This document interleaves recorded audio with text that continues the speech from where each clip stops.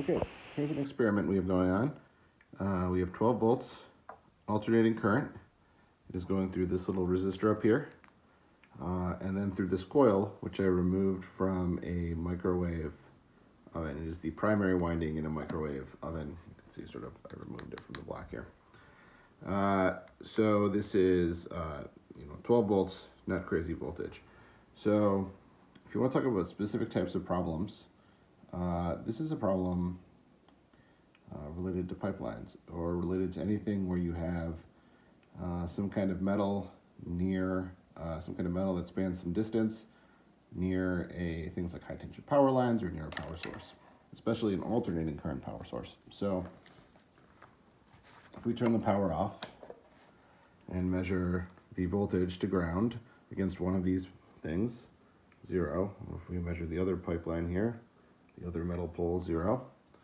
All right, now let's turn the voltage back on, 12 volts. If I remember correctly, this was, let's see how many amps we've got here.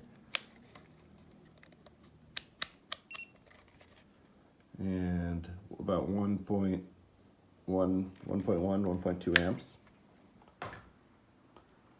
And if we look at the current flowing through here, so now we can see this is the furthest away pipeline. We can see, or the furthest away sort of little metal pipe here. We have about 76 millivolts. Looks like it's undecided about 60 hertz, but you can see sort of the crappy waveforms put out by my cheaply made Chinese power supply.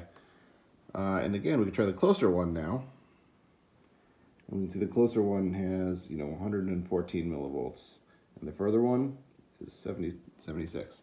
And right, and we can even slide this one further away, and we should see this number go down, right? 56 millivolts. And likewise, we could slide this one closer to the power supply, or to the power source. Oops, let's actually touch it right on there. And we can see 142 or so millivolts. And so this has a lot to do with the distance. It also has to do with the geometry. It also has to do with the size. Like we could try, I don't know what kind of metal this is exactly. We can try this like nail file, or this file here. I'll put it really close. Let's see what kind of current, or what kind of voltage differential we get here. 228 millivolts, right? So this is a much larger surface. It can absorb a lot more of the electromagnetic waves. And you can see the voltage there. So that is the end of this small experiment.